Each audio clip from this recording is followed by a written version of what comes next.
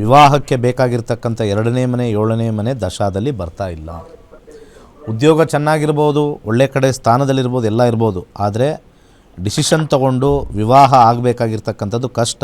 ಯಾಕೆಂದರೆ ಈಗ ಸದ್ಯಕ್ಕೆ ಇವರಿಗೆ 2025ರಿಂದ ಜಸ್ಟ್ ರೀಸೆಂಟಾಗಿ ರಾಹು ಸ್ಟಾರ್ಟ್ ಆಗಿದೆ. ರಾಹು ವಿವಾಹಕ್ಕೆ ಅಷ್ಟು ಪವರ್ಫುಲ್ ಆಗಿರ್ತಕ್ಕಂಥದ್ದು ಗ್ರಹ ಅಲ್ಲ.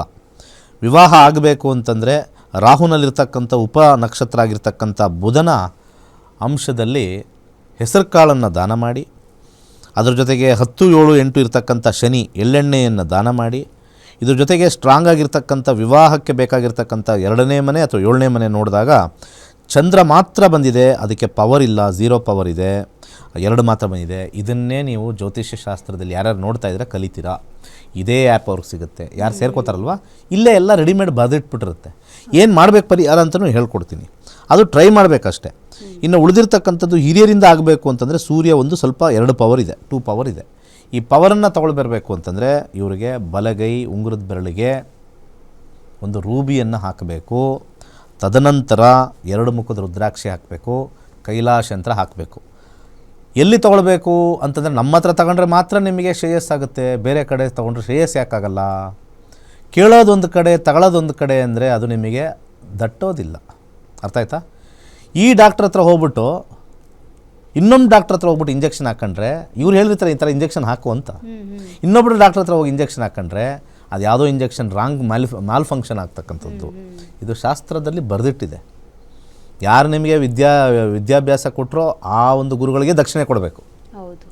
ಇಲ್ಲಿ ಸಮಸ್ಯೆ ಯಾರ ಫ್ರೀ ಕಾಲ್ಸ್ ಬರ್ತಿರಲ್ಲ, ಫ್ರೀ ಕೊಟ್ಟರೆ ಫಿನೈಲ್ ಕುಡಿಯೋ ಜನಗಳಿರ್ತಾರಲ್ಲ, ಆ ಫಿನೈಲ್ ಕುಡಿಯೋ ಜನಗಳಿಗೆ ಹೇಳ್ತಾ ಇರೋದು. ಇಲ್ಲೆಲ್ಲ ಕೇಳ್ಕೊತೀರಾ, ಅಲ್ಲಿ ಯಾವುದೋ ಮನೆ ಪಕ್ಕ ಅಂಗಡಿಯಲ್ಲಿ ಹೋಗಿ ತಗೊಳ್ತೀರಾ, ವರ್ಕೇ ಆಗಲ್ಲ. ವರ್ಕ್ ಆಗೋದೇ ಇಲ್ಲ, ಇನ್ನೂ ಅದೋ ಗತಿಗೆ ಹೋಗ್ತೀರಿ ನೀವು ಕೇಳಿಸ್ಕೊಂಡಾದ್ಮೇಲೆ. ಅದಕ್ಕೆ ಯಾರ್ಯಾರು ಕಾಲರ್ಸ್ ಇದ್ದಾರೆ ನಾವೊಂದು ಪರಿಹಾರ ಕೊಟ್ಟರೆ, ಸೊ ಎಲ್ಲಿ ಕೇಳಿದ್ವಿ ಅಲ್ಲೇ ಬಂದು ತಗೊಂಡ್ರೆ ಶ್ರೇಯಸ್ಸು. ಯಾಕಂದರೆ ಭಗವಂತ ಒಬ್ಬರೊಬ್ಬರ ಕಾರ್ಯವನ್ನು ಕರ್ಮವನ್ನು ನೋಡ್ತಾ ಇರ್ತಾನೆ. ಇವನು ಪಾಪ ಇವ್ರಿಗೆ ಸಹಾಯ ಮಾಡಿದೆ, ಇವನೇನು ಮಾಡ್ದ ತಿಕ್ಲ, ಇನ್ನೊಬ್ಬನ ಹತ್ರ ಹೋಗಿ ತಗೊಂಡು ಅವ್ರಿಗೇನು ಮಾಡ್ದ ಪಾಪ ಸಹಾಯ. ಇದು ಹಿರಿಯರಲ್ಲಿ ಬರ್ತಕ್ಕಂಥ ಅಲ್ಪ ಬುದ್ಧಿ. ಅರ್ಥ ಆಯ್ತಾ? ಬುದ್ಧಿನ ಚೇಂಜ್ ಮಾಡ್ಕೊಳ್ಳಿ. ಯಾರು ಕಾಲ್ ಮಾಡೋರ್ದು. ನೆಕ್ಸ್ಟ್ ಗುರೂಜಿ ಒಂದು ಬ್ರೇಕ್ ತಗೊಳ್ಳೋಣ. ಖಂಡಿತ. 65,000ಕ್ಕೂ ಹೆಚ್ಚು ವಿದ್ಯಾರ್ಥಿಗಳು ಗುರೂಜಿ ಬಳಿ ಈಗಾಗಲೇ ಜ್ಯೋತಿಷ್ಯ ಶಾಸ್ತ್ರವನ್ನು ಕಲ್ತಿದ್ದಾರೆ. ಹಾಗಾದರೆ ಏಪ್ರಿಲ್ 20ರಿಂದ ಏನು ಜ್ಯೋತಿಷ್ಯ ಶಾಸ್ತ್ರದ ಕ್ಲಾಸಸ್ ಶುರುವಾಗ್ತಾ ಇದೆ, ಆ ಕ್ಲಾಸಸ್ನಲ್ಲಿ ಏನೆಲ್ಲ ಹೇಳ್ಕೊಡಲಾಗುತ್ತೆ ಅದ್ರ ಬಗ್ಗೆನೇ ಒಂದು ಭೇಟಿ ಇದೆ, ನೋಡ್ಕೊಂಡು ವಾಪಸ್ ಬನ್ನಿ.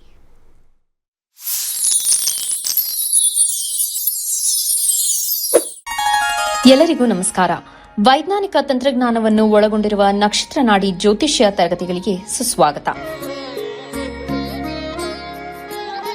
ಈ ತರಗತಿಗಳಲ್ಲಿ ಪಂಡಿತ್ ದಿನೇಶ್ ಗುರೂಜಿ ಅವರು ಕಲಿಸಿಕೊಡುವ ವಿಚಾರಗಳೆಂದರೆ ನಮ್ಮ ಬ್ರಹ್ಮಾಂಡದ ಸೃಷ್ಟಿ, ವಿಷ್ಣುವಿನ ದಶಾವತಾರಗಳಲ್ಲಿ ವೈಜ್ಞಾನಿಕ ಆಧಾರ, 4 ಯುಗಗಳು, ಉತ್ತರ ಧ್ರುವದ ಪ್ರಾಮುಖ್ಯತೆ, ನಕ್ಷತ್ರಗಳು, ರಾಶಿಗಳು, ರಾಹು ಮತ್ತು ಕೇತು ಪುರಾಣ, ರಾಶಿ ಚಕ್ರದಲ್ಲಿ 27 ನಕ್ಷತ್ರಗಳ ಸ್ಥಾನ, ರಾಶಿ ಚಕ್ರದ ಡಿಗ್ರಿ ಲೆಕ್ಕಾಚಾರ, ನಕ್ಷತ್ರದ 108 ಪಾದಗಳು, ದಶಾ ಲೆಕ್ಕಾಚಾರ, ರಾಶಿ ಚಕ್ರದ ಗುಣಲಕ್ಷಣಗಳು, ಲಗ್ನದ ಪ್ರಾಮುಖ್ಯತೆ, ಲಗ್ನ ಲೆಕ್ಕಾಚಾರ, ದಿನಗಳಲ್ಲಿ ಲಗ್ನವನ್ನು ಕಂಡುಹಿಡಿಯುವ ಸರಳ ಲೆಕ್ಕಾಚಾರ, ಲಗ್ನದಿಂದ ವಿವಿಧ ಮನೆಗಳಲ್ಲಿನ ಗ್ರಹಗಳು, ನಕ್ಷತ್ರ ನಾಡಿ ತತ್ವಗಳು, ಗ್ರಹಾಧಿಪತಿ, ನಕ್ಷತ್ರಾಧಿಪತಿ, ಉಪ ನಕ್ಷತ್ರಾಧಿಪತಿ ಲೆಕ್ಕಾಚಾರ, ಪ್ರಶ್ನಾಶಾಸ್ತ್ರದ ಮುಖೇನ 249 ವಿಭಾಗಗಳ ಲೆಕ್ಕಾಚಾರ, ವಿಶ್ಲೇಷಣೆಯಲ್ಲಿ ದಶಾ, ಭುಕ್ತಿ, ಅಂತರ್ಭುಕ್ತಿಯ ಅರ್ಥ, ಜಾತಕದಲ್ಲಿ, ಶಿಕ್ಷಣದಲ್ಲಿ ಆಯ್ದುಕೊಳ್ಳಬಹುದಾದ ಕೋರ್ಸ್, ಪಡೆಯಬಹುದಾದ ಶೇಕಡಾವಾರು ಯಶಸ್ಸು,